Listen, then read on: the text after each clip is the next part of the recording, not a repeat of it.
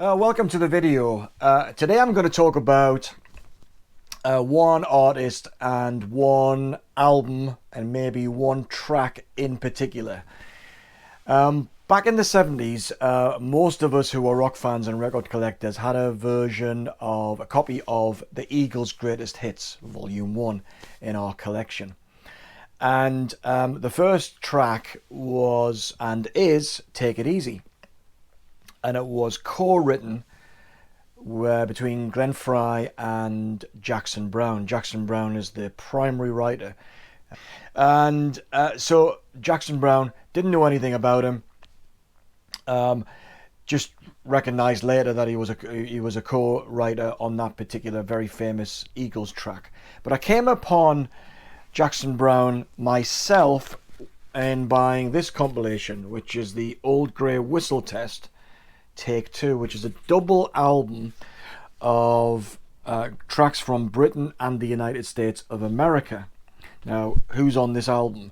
Well, you've got Dave Mason, Rory Gallagher, Bebop Deluxe, Camel, Genesis, Little Feat, Gil Scott-Heron, Nils Lofgren, Joe Walsh, Jimi Hendrix, Beach Boys, Janisine, great track on this particular album. The Eagles again, of course, Bonnie Raitt, and Jackson Browne. The track is called For a Dancer, and it's from the Late for the Sky album. So I was interested in this guy, and then I discovered that he was a participant in the No Nukes concert, which is around 79, 1980. And I realized that this guy has not only got a great melodic voice, great skill as a songwriter to make melodic tracks that are seemingly popular but not necessarily pop. And I thought this guy's pretty good. And then I realized, because of the No Nukes concert, that he was also a bit of a political activist, or at least would write about political subjects. And then I realized again that he was very, very well respected within the industry. So people like Dylan and Springsteen would name check him as a really major artist. And I started buying up Jackson Browne albums and got all his 70s stuff. But that's not the album I'm going to talk about today. The album I'm going to talk about today is this one, Lives in the Balance. Now, this one was released in 1986. And by this time, his sound had gone from, in early beginnings, a kind of very muddy type sound into something that was very crystal clear and very, very dynamic as well. So really, really punchy rhythm section, nice guitar, very clear vocals right in the center between the speakers. So this guy is, as I say, popular music without being pop. But this particular album is the one I keep going back to. Now, what would attract the casual listener to this one? Well, For America, In the Shape of a Heart is a really nice love song. Till I Go Down, Black and White. But there's one track on this album that must be heard, and it's the title track, Lives in the Balance. And why is this relevant? Well, this is Jackson Browne at his political best. And I'm gonna talk through the lyrics a little bit here. So here we've got it, Lives in the Balance, second track on side 2. One thing that he's also known for is that he is a bit like Paul Simon. He kind of takes influences from other parts of the world, but particularly Latin and South America, and introduces instrumentation from there into what is traditionally known as a kind of Californian sound. And on this one, Lives in the Balance, he's got at least one person who's playing the panpipes.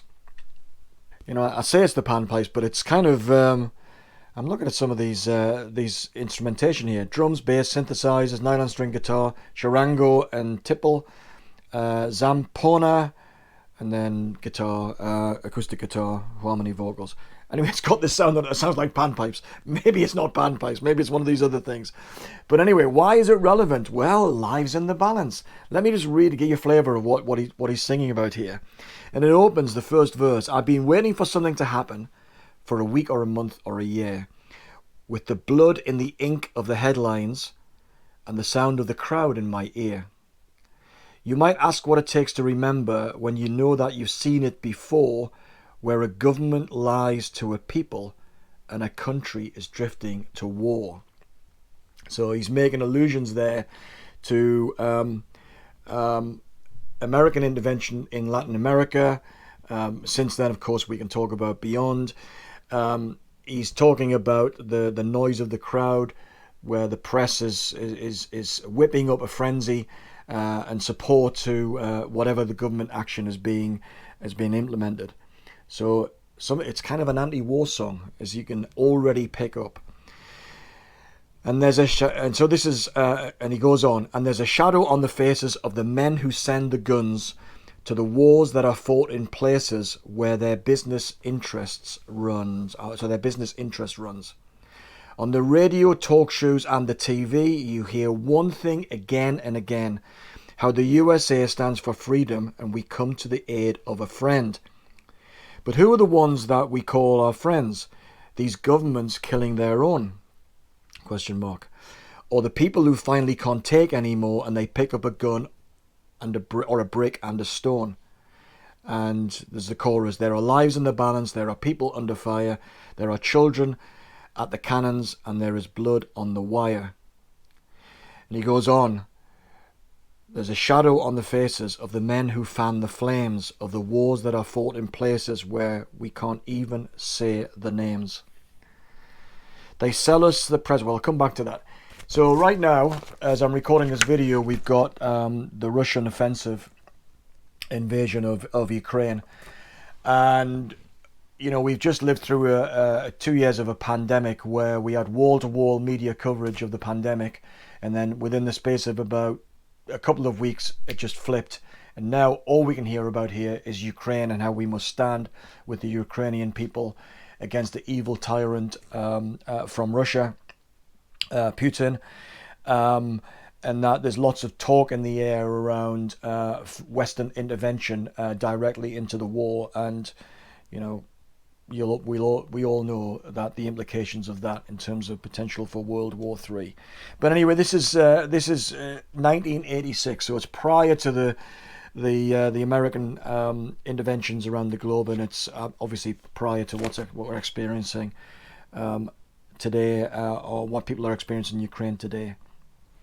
But it says it's an interesting commentary on the media, and an interesting commentary on how the politicians sell the wars. So it goes on: they sell us the president the same way they sell us our clothes and our cars.